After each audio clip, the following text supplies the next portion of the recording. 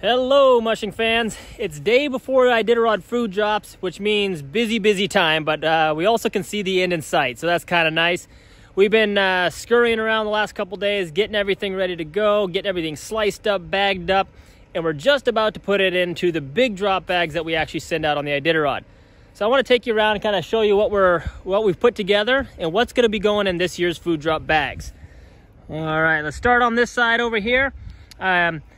Looks like we got the human food going on. We've got a mix of stuff in there. So this is a good one to look at right here. Obviously, we've got it titled for CalTag. This one's White Mountain. So each one's labeled. So as we're going through it, it's easy to put into the proper bag. And I've kind of tried to portion the food what I think I'm going to need while I'm there. So we got some little meat sticks, some cheese, pizza, obviously. Don't leave home without it. Cool little trail bar. And it looks like there's a burrito kind of buried down underneath in there as well. Thanks to the friends and all that made us some extra food there and packaged everything up for us. That's very much appreciated. Surprisingly, all the food made it to now without me eating it in my house before food drops are even due.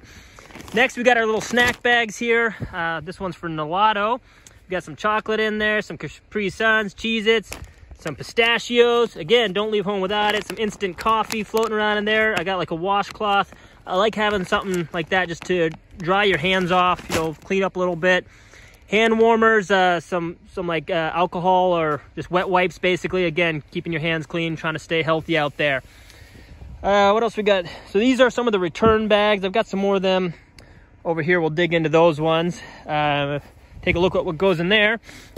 Here's some of our vitamin packs. And we got some of the Dr. Carson's probiotic. I love that stuff. So that goes out to every checkpoint and a couple of them to where I might take my 24 and so forth. So some other vitamins, some psyllium, just stuff like that kind of in those bags. Again, labeled for each of the checkpoints. Over here, we got some of my personal gear. This one's a pretty simple one. Just gloves and socks. I have those pretty much everywhere. Some of the other ones are a little more involved. You know, some batteries, some foot ointment for the dogs, some other goodies in there, just random stuff basically. Some Gold Bond in case we need any of that on their feet.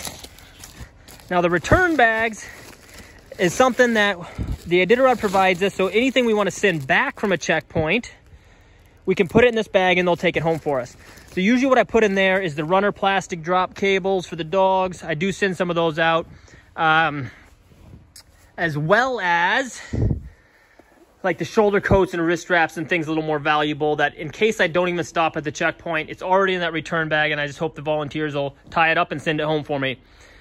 Now the bulk of the goodies is right here. This is the food, this is the fuel that'll get us down the trail. So starting on this side over here, we have chicken skins, some ground beef fat, some pork bellies. This is definitely what I'd go to in a survival situation. I'd be eating those things. It's human grade pork bellies, just not smoked or cured. So basically it's uncured, unsmoked bacon. Talk about thick cut. Next, we got the beef in the orange bags. I do try to color code everything so that when I get to the checkpoint, it's easy to tell what's in what. So obviously these clear bags, I can see the tan bags are chicken skins. The orange bags are beef. These yellow bags, all of those things. That's a lot of hours of slicing and packaging right there, but that's all chicken. This is the salmon back here in these green bags. Everything's sliced to about the size of a slice of bread and then packaged up in these bags. Each one is weighed. I got the beef and the chicken in 15-pound bags, the chicken skins and the salmon back there in 10-pound bags. Beef fat, I think, is about 3 pounds. Pork belly is about 5 pounds, give or take. So all of that's portioned out. And lastly, and very importantly, the dog's booties. These non-stop booties, I've got about 20 sets of booties in there. And obviously we only have 14 dogs, but there's a few things to consider. One, we don't know exactly which dogs are going to be starting the race with us. So we have to bring more sizes than if we knew specifically which dogs were going to end up on the team on the first Saturday in March. So these are the mediums, larges, and then there are also some extra larges floating around in there somewhere. The green ones right there. There's some extra larges. So I've got a few extra of each size, not just because I don't know exactly which dogs will be on the team, but also to have spares if booties fall off a dog's foot along the way. So that's the bulk of what I'll be sending out right there. Of course, this is not all just for my team. I'm not planning to be out there that long. This is for both my team and our JV team, which is being run by Chad Stoddard. So I'm going to start packing all this stuff up in the bags, get ready to rock and roll here.